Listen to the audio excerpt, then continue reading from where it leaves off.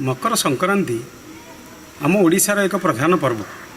12 मासरे 13 जात ओडियांकर प्रधान पर्व। यही दिन प्रत्येक ओडियाणी निजर घर द्वार को लिपापोछा करी सुंदर पिठौरे चिता दे सूर्य देवता को आह्वान करती एवं घरे घरे अरुआ चाउल गुड़ महू घी विभिन्न फल फल मिश्रित मकर चाउल समस्त देवादेवी एवं इष्टदेवी मान को पूजा आराधना करिवार एक महान परंपरा ओडिशा रे घरे घरे परिचित। साधारणतः ओडिशा रे बसवास करुथिबा आदिवासी माने मध्य एही पर्व को निज निज पड़ा मानकर निज मान पुरपल्ली रे धूमधाम रे पालन करती। वनवासी भाई भौणी माने मकर संक्रांति दिन सकाळु सकाळु पुण्य नदी झरणा स्नान शौच करी नववस्त्र परिधान करी निजर पितृपुरुषों उद्देश्य रे जल अर्पण करिवार परंपरा मध्य देखा जाए। विशेष करी आमर पश्चिम ओडिशा रे एही पर्व को मध्य धूमधाम रे पालन करती।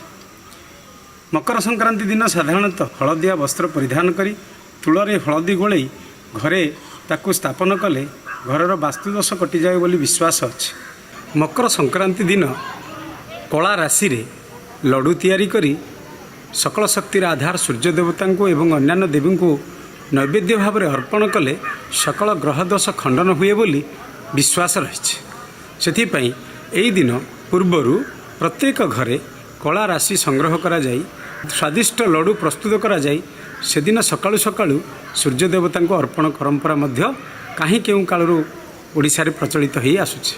दक्षिण भारतीय माने मकर संक्रांति को 3 दिन धरी धूमधाम रे पालन करिवार परंपरा रही। यही पर्व को से पोंगाल पर्व भाव में पालन करती। साधारणतः यही पर्व एक कृषि प्रधान पर्व। दक्षिण भारतीय कृषक मानकर धान जमीरू धान अमल सरिला परे बा आखु अमल सरिला परे से नुआ धानरू प्रस्तुत चाउल एवं नुआ भाव में आदा होइथिबा आखुरू प्रस्तुत गुड़ चाउल चीनी क्षीर महू घी एवं काजू इत्यादि दे एक सुमिष्ट प्रसाद नैवेद्य प्रस्तुत करी सूर्य देवता को अर्पण करिवार परंपरा रही। साधारणतः दक्षिण भारत में यही पर्व को पोंगाल पर्व भाव में पालन करा जाए। पोंगालर पूर्व दिन भोगी तापरे मकर यार विभिन्न नाम रे पालन करा जाए। विशेषकर ओडिशा रे यही पर्व को अति धूमधाम रे पालन करिवार परंपरा मध्य रही। से दिन प्रातः समय समस्त जनसाधारण स्नान सारी नूतन वस्त्र परिधान करी एवं नुआ अरुआ चाउल गुड़ महू घी क्षीर एवं विभिन्न स्वादिष्ट कदली मीठा फल मिश्रित एक नैवेद्य प्रस्तुत करी प्रत्येक देवादेवी मंदिर अर्पण करिवार परंपरा रही। एवं विशेष करी शिव मंदिर मानकरे यही पर्व को धूमधाम रे पालन करा जिबार मध्य परंपरा रही।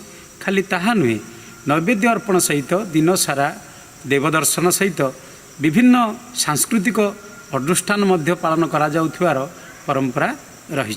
ओडिशार इष्टदेवता प्रभु श्री जगन्नाथଙ୍କ मंदिर रे मध्य एही पर्व अत्यंत आडंबर सहकार पालन करा जिबार परंपरा रही।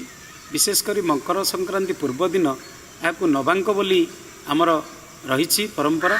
से नवांक दिन प्रभु श्री जगन्नाथ मकर चूल परिधान करिवार परंपरा रही। से दिन धवल वस्त्र परिधान सहित विभिन्न वस्त्र विभिन्न अलंकार परिधान करने सहित मस्तकरे मकर चूल कानरे मकर कुंडल इत्यादि धारण करी भक्त मान को दर्शन देवार परंपरा रही। केवल जे कृषिभित्तिक पर्व भाव में यह पालन करा जाए ताहा नुहे साधारणतः जनसाधारण मनोरंजन पाई यह गुड़ी उड़ा पर्व भाव में मध्य परिचालित। गुजरात रे यहाकू गुड़ी उड़ा पर्व भाव में पालन करा जाउथिला बेले आसाम रे यहाकू बिहू भाव में पालन करा जिबार परंपरा मध्य रही। समग्र भारतवर्षर काश्मीर ठारू कन्याकुमारी पर्यंत प्रत्येक हिंदू यहाकू धूमधाम सहित पालन करती। भारतीय माने समस्त पर्वपर्वाणी पालन धूमधाम रे कला बेले से दिन मध्य गरीब माननकू दान दे अशेष पुण्य अर्जन करती। देवता माननकू नैवेद्य अर्पण सहित नववस्त्र परिधान करी घरे भाईचारार भाव प्रतिष्ठा करी समस्ते एकत्र बसी से प्रसाद को सेवन करने सहित साधारणतः गरीब श्रेणी लोक माननकू दान दक्षिणा दे मध्य पुण्य अर्जन करिवार ए परंपरा ए मकर संक्रांति दिन देखा मिले। यही विभिन्न विश्वास को आधार करी यही पर्व समग्र भारतवर्षर ହିନ୍ଦୁମାନଙ୍କ ହୃଦୟରେ ଏକ ପ୍ରଧାନ ପର୍ବ ଭାବରେ କାହିଁ କେଉଁ କାଳରୁ ପରିଚାଳିତ ହୋଇ ଆସୁଛି ଏବଂ ଯୁଗ ଯୁଗ ଧରି ରହିବ ନିଶ୍ଚିତ ଭାବେ।